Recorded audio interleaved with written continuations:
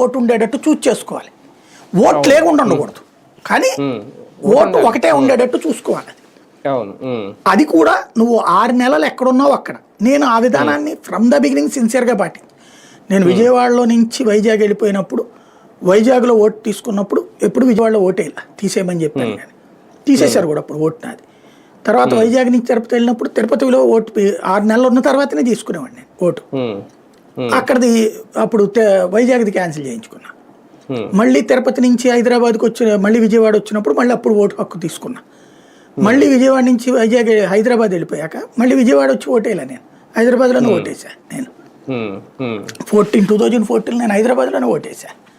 2019లో కూడా హైదరాబాద్లోనే ఓటేసా నేను. మొన్నే వేసింది ఆంధ్రాలో. ఎందుకు? ఇక్కడికి వచ్చేసాను కాబట్టి 22-23లో. అంటే మనం నా వరకు నేను 6 నెలలు ఉన్న చోట వెయ్యాలి అనేటువంటి నిబంధనని ఫాలో అవుతున్నా. అందరూ అట్లా ఫాలో అయితే గొడవే ఉంది అసలు.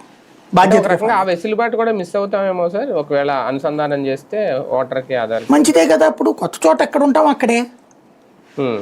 అంటే సడన్ గా మళ్ళీ మనం రాష్ట్రం మారితే ఒకవేళ హైదరాబాద్ ఎక్కడైనా భారతదేశంలో ఎక్కడైనా ఓటు హక్కు వస్తుంది. అదే అంటే దీన్ని మళ్ళీ క్యాన్సిల్ చేసుకుని అక్కడ మళ్ళీ మనం అప్లై అంతే. నేను అనేది అది ఆన్లైన్లోనే ఉండాలంటున్నా. నేను ఈ ఊరు వచ్చాను నాకు ఎక్కడ ఇవ్వండి అని అడగటమే. ఆటో క్యాన్సిలేషన్ ఉండాలి. అది సాఫ్ట్వేర్ అండి, సింపుల్ సాఫ్ట్వేర్. అది అంతే చెయ్యాలి.